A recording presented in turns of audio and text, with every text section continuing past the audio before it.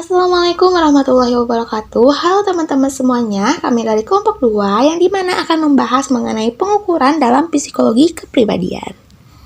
Nah teman-teman, berbicara perihal sifat orang yang berbeda-beda mengenai psikologi kepribadian dalam psikologi merupakan suatu organisasi yang bersifat dinamis dari sistem psikofisik individu, yang dimana bisa menentukan pikiran serta tingkah laku seseorang secara khas. Jadi, kita tidak bisa bermimpi nih untuk memiliki suatu karakter tertentu karena karakter itu terbentuk sesuai dengan kondisinya masing-masing. Nah, teman-teman, dalam psikologi ini memiliki cara dalam pengukuran. Ada berbagai macam cara untuk mengungkapkan kepribadian. Yang pertama, ada tes inventoris. Yang kedua, ada tes proyektif. Yang ketiga, ada observasi. Yang keempat, ada interview. Apa sih itu tes inventoris? Tes ini sejenis pertanyaan tulis yang harus dijawab oleh seseorang secara ringkas. Nah, biasanya mengisi kolom jawaban dengan tanda cek. Yang selanjutnya ada tes proyektif, yang dimana orang-orang yang dinilai akan memproyeksikan pribadinya melalui gambar atau hal-hal lain yang dilakukannya. Yang selanjutnya yaitu ada observasi, yang dimana menilai kepribadian dengan cara memperhatikan langsung tingkah laku serta kegiatan yang dilakukan oleh bersangkutan, terutama sikapnya, caranya, bicaranya, kerjanya, dan juga hasilnya. Yang terakhir yaitu mengenai interview ataupun wawancara. Menilai kepribadian dengan mengadakan tatap muka dan berbicara dari hati ke hati dengan orang yang dinilai. Agar diperoleh hasil yang murni, sebaiknya wawancara dilakukan secara nyantai, karena dengan cara ini suasananya menjadi akrab, berbicara saling terbuka, sehingga sesuatu yang diperlihatkan dan dikatakan orang yang diinterview adalah murni. Nah, sebenarnya keempat ini itu saling melengkapi. Jadi kita nggak bisa nih mengungkapkan kepribadian hanya dengan observasi aja ataupun dengan interview aja. Kita harus mengungkapkan kepribadian dengan semua asesmen ini, yaitu tes inventoris, tes proyektif, observasi, dan juga interview. Inventory adalah sebuah tes atau alat pengukuran yang digunakan untuk mengumpulkan informasi tentang kepribadian seseorang atau individu. Tes inventory ini berisi serangkaian pertanyaan dan pernyataan yang dirancang untuk mengidentifikasi ciri-ciri kepribadian, preferensi, sikap, dan perilaku seseorang.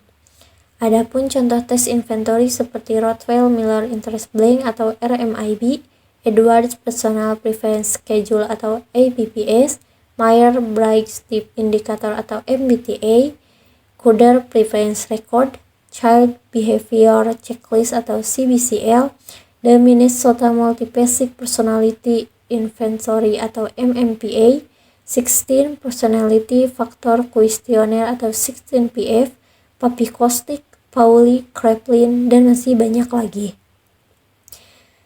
Tetapi dalam tes inventory yang sangat umum digunakan yaitu yang pertama ada tes RMIB atau Rothwell Miller Interest Blank.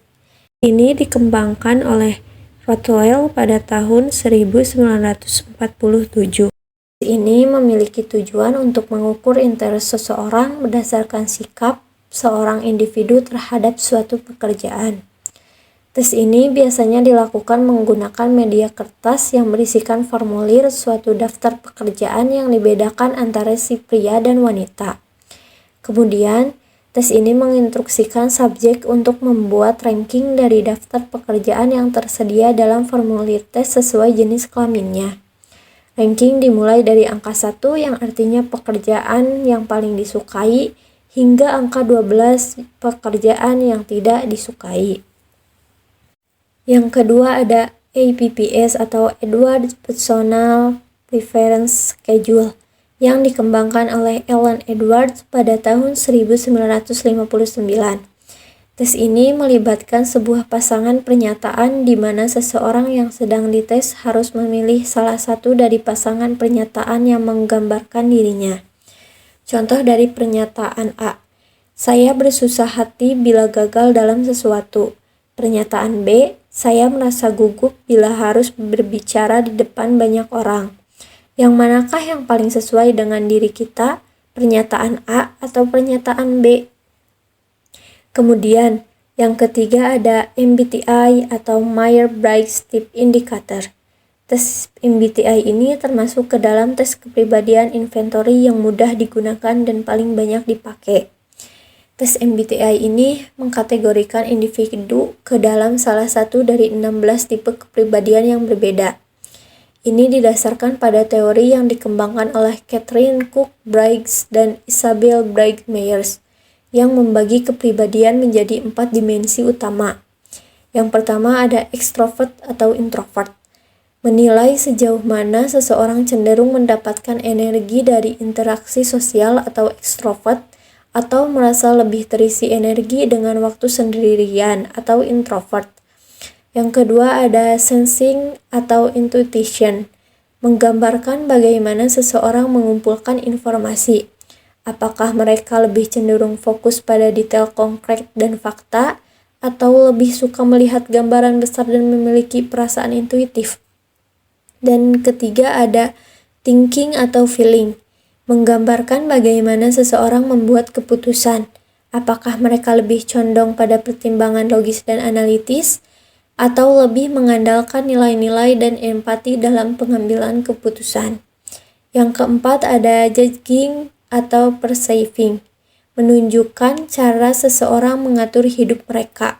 Apakah mereka lebih suka memiliki jadwal yang terstruktur dan mengambil keputusan sebelumnya, atau lebih fleksibel dan cenderung beradaptasi dengan situasi yang berkembang. Dengan kombinasi 4 dimensi ini, MBTI menghasilkan 16 tipe kepribadian yang berbeda seperti introvert, intuition, thinking, judging, dan extrovert, sensing, feeling, perceiving, juga introvert, intuition, feeling, judging. Ini digunakan untuk memberikan pemahaman tentang preferensi, kekuatan, dan kelemahan individu dalam berbagai aspek kehidupan mereka, seperti pekerjaan, komunikasi, dan hubungan interpersonal. Kemudian ada Papikostik atau Perception and Preference Inventory Test, yang dikembangkan oleh dokter dalam pendidikan guru besar psikologi industri di State College Boston, yaitu Dr. Max Martin Kostick pada awal tahun 1960-an.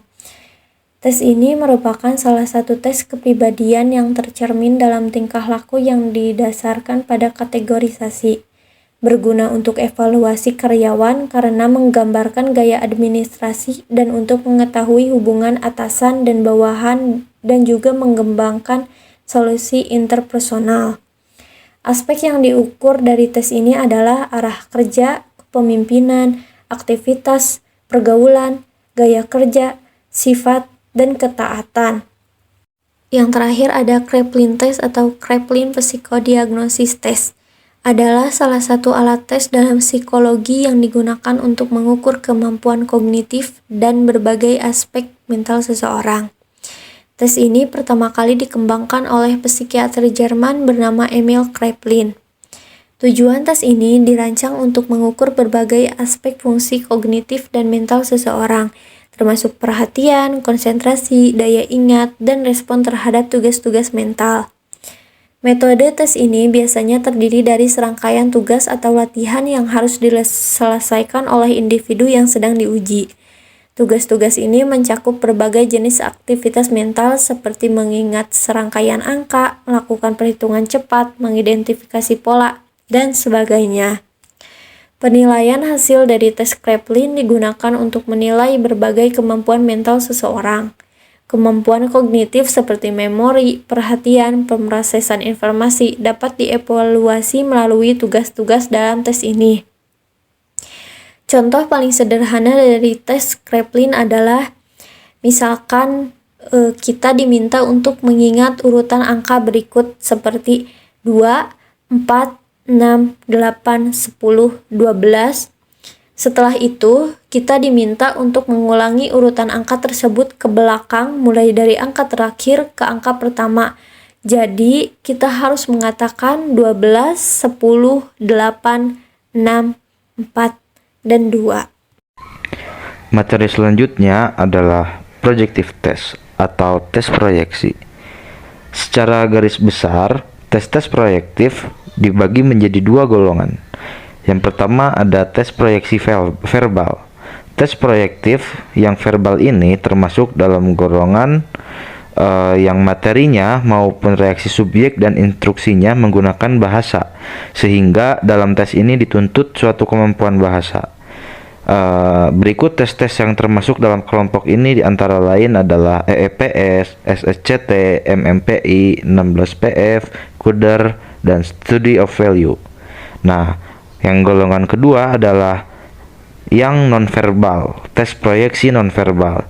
Tes proyeksi yang termasuk dalam golongan ini memakai bahasa hanya instruksinya saja, tetapi stimulusnya bisa berupa gambar maupun cerita, atau bercak tinta atau garisan tangan. Kemampuan bahasa subjek di dalam reaksi rangsang yang disajikan tidak dituntut. Selanjutnya ada macam-macam tes proyeksi. Ada tes Rorschach. Tes ini merupakan tes proyeksi yang paling populer. Tes ini menggunakan bercak tinta untuk alat bantu mendiagnosis kepribadian secara keseluruhan. Tes Rorschach ini diciptakan oleh seorang psikiater Swiss bernama Hermann Rorschach. Minat Hermann Rorschach terhadap inkblus atau bercak tinta ini dimulai sejak tahun 1911 sebagai hasil eksperimen selama 10 tahun. Dari tahun 1911 sampai 1921. Dan ada Thematic Assertion Test atau TAT.